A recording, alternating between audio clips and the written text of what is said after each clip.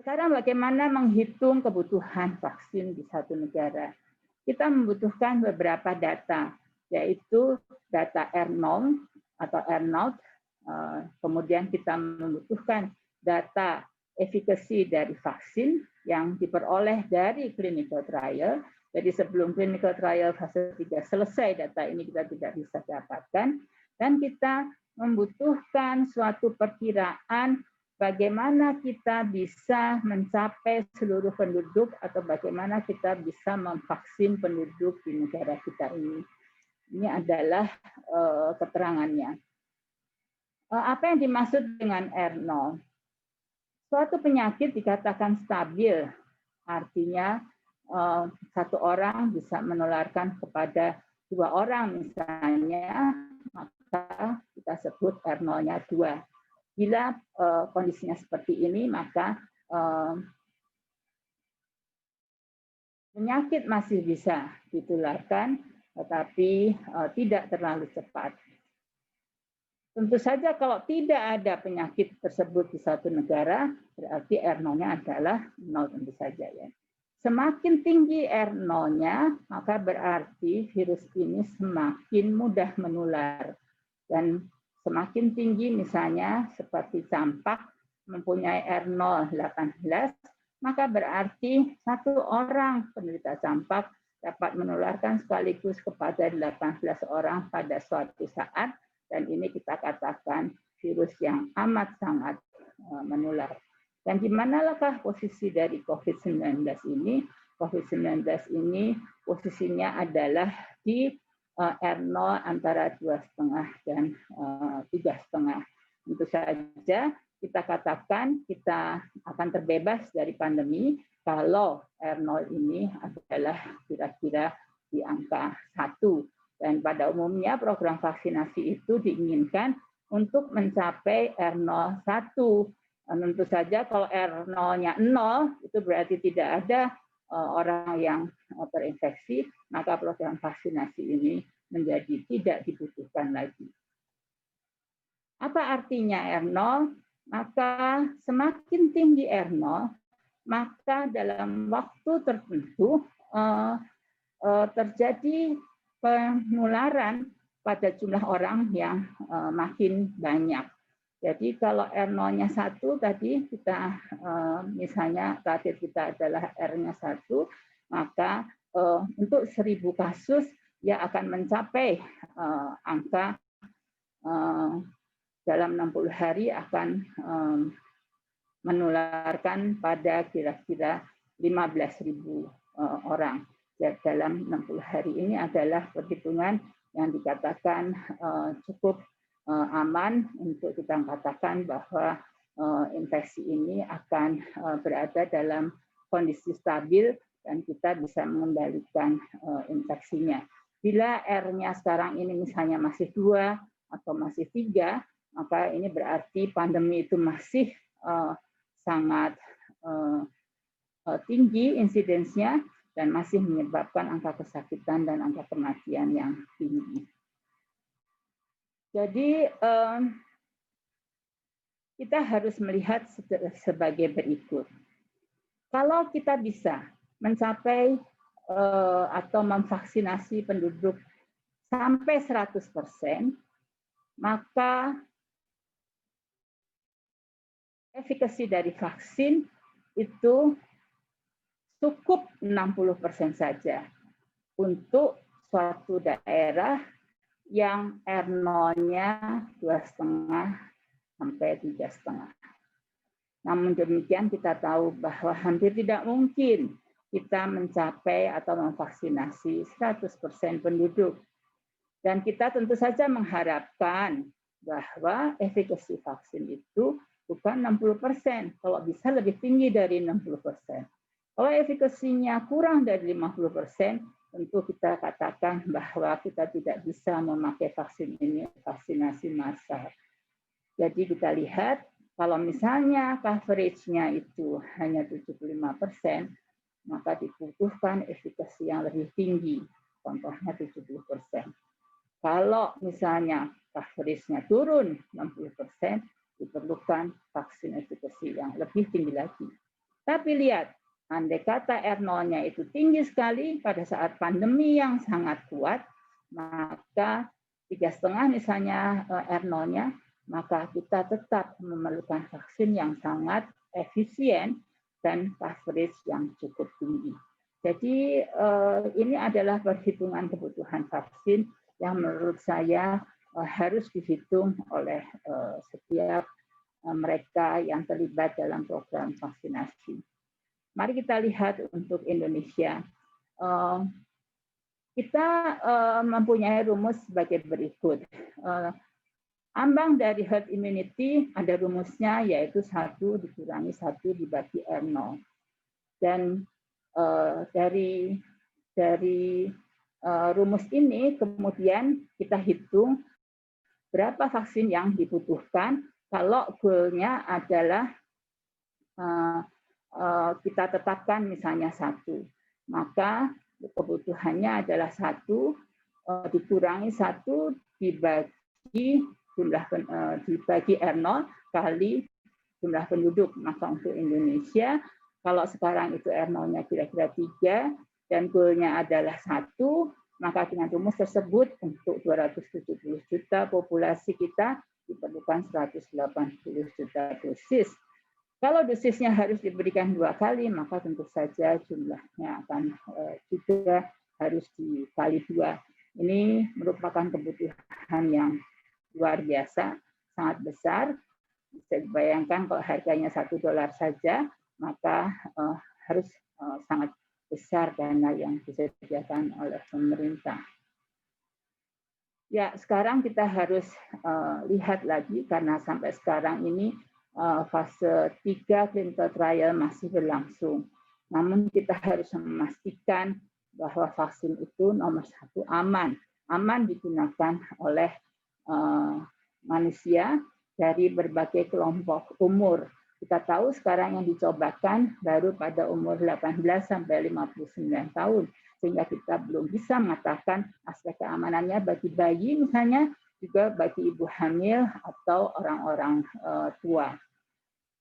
Yang kedua harus diyakinkan selain aman bahwa ada immune response yang dibuat, dan harus yakin pula bahwa immune response yang dibuat oleh badan kita itu memproteksi diri kita dari infeksi. Jadi seringkali immune response bisa saja ada, namun proteksinya kepada penyakit itu sangat lemah. Jadi ini pun harus diyakinkan dan dilihat dari hasil clinical trial. Yang berikutnya tentu saja ini adalah masalah logistik, bahwa kita harus mempunyai kemampuan untuk memproduksinya dalam jumlah banyak, tadi kepentingannya sangat banyak. Kemudian secara administrasi harus didaftarkan untuk setiap batch misalnya, dan kemudian yang juga penting adalah faktor logistik yang lain yang menunjang, misalnya apakah vaksin harus didistribusi dalam kondisi dingin, misalnya dalam cold chain. Dilema dari percobaan clinical trial ini adalah karena kita tidak tahu kapan di suatu negara atau di suatu daerah virus itu melemah dan kemudian pandemi melambat dan kemudian orang tidak lagi terkena oleh infeksi virus yang bersangkutan. Contohnya saja pada waktu pandemi flu burung, dalam beberapa tahun, 3 tahun sampai 5 tahun, pandemi itu hilang demikian saja atau tidak lagi menjadi masalah pada manusia. Dan kalau tidak ada yang sakit, maka kita tidak tahu bagaimana membuat assessment apakah vaksin itu efisien atau tidak. Jadi bukannya kita mengharapkan bahwa pandemi ini berlangsung lama agar kita bisa melakukan assessment terhadap efisiensi vaksin. Namun demikian, kita tahu bahwa kalau pasiennya ada, pasien yang terinfeksi itu ada, maka kita bisa melakukan uji dari keamanan dan juga immune response itu dengan lebih baik dan dengan data yang lebih besar untuk berbagai kelompok penduduk. Beberapa orang ditanya, siapa sih sebetulnya yang layak mendapatkan vaksin? Semua sepakat bahwa tenaga kesehatan sebaiknya diberi prioritas. Namun sesudah tenaga kesehatan kita lihat bahwa pendapat orang itu tidak seragam. Maka apa yang harus kita pikirkan berikutnya adalah bahwa kita harus mempertimbangkan kondisi wilayah, misalnya distribusi penduduk, prevalensi dari mereka-mereka yang mempunyai komorbid, kepadatan penduduk, transmission rate, dan seterusnya. Dan kita juga harus melihat pada kesehatan perorangan, kesehatan individu, dan yang tentunya terakhir adalah pertimbangan logistik. Tentu saja yang diinginkan adalah untuk negara, taruhlah di Indonesia ini 5% populasi telah terinfeksi dengan R0-nya 2,5, maka kita mengharapkan bahwa vaksin yang akan ada itu efektivitasnya kira-kira 80%, maka kita bisa lihat beberapa skenario seperti yang ada di tabel ini. Skenarionya tentu saja haruslah bahwa kalau kita vaksinasi penduduk, maka potensi reduksi dari kasus itu cukup besar, misalnya antara 80 sampai 90%. Mungkin ada di daerah ini, di mana kita menginginkan efektivitasnya 80%, kita bisa memvaksinasi penduduk antara 60% sampai 100%. Saya rasa 100% ini sangat sulit ya. Andai kata kita bisa mencapai 60% saja yang kita vaksinasi, maka kita berpotensi untuk mereduksi kasus sampai 82%. Jadi inilah target kita dalam vaksinasi ini. Namun demikian, meskipun data-data ilmiah sudah ada, data teknis dan kemudian kesediaan vaksin secara logistik sudah ada, belum tentu semua orang itu mau divaksin. Banyak orang yang merasa bahwa mereka tidak mau divaksin oleh satu atau lain hal. Misalnya saja karena takut disuntik, dari mulai yang sederhana itu sampai kepada hal-hal yang lebih esensial, misalnya karena mereka tidak mau ada benda asing masuk ke tubuhnya misalnya, atau secara kultural mereka merasa bahwa dirinya sudah kebal, dan kekebalan itu diperoleh bukan dari vaksin, tetapi dari tempat-tempat lain atau dari hal-hal lain. Ini adalah tantangan yang luar biasa dalam vaksinasi, khususnya vaksin COVID-19 ini. Dan kita masih menunggu hasil dari vaksin buatan anak negeri yang kita sebut vaksin merah putih.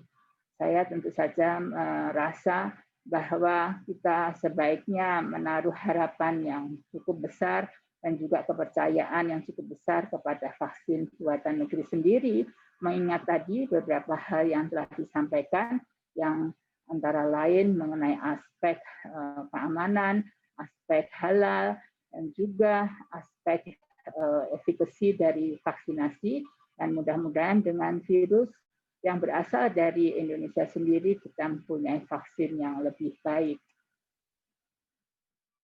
Sebetulnya vaksin bukanlah semua hal, bukan segalanya untuk mencegah infeksi COVID-19 ini. Tentu saja untuk pencegahan masih kita tetap memerlukan protokol kesehatan yang ketat untuk diterapkan di masyarakat kita. Ini adalah kutipan dari seorang yang terkenal yang mengatakan bahwa tahun 2020 adalah tahun yang penuh tantangan buat umat manusia di dunia. Yang penting adalah kita bertahan hidup. Apapun yang kita upayakan adalah untuk bertahan. Jangan kita bermimpi atau membuat perencanaan ke depan yang belum tentu bisa kita laksanakan. Dan salah satunya adalah dengan berharap bahwa vaksin ini segera ada, dan bila ada, maka kita semua memperoleh kesempatan untuk divaksinasi. Sekian saya rasa presentasi saya. Terima kasih atas perhatiannya. Assalamualaikum warahmatullahi wabarakatuh.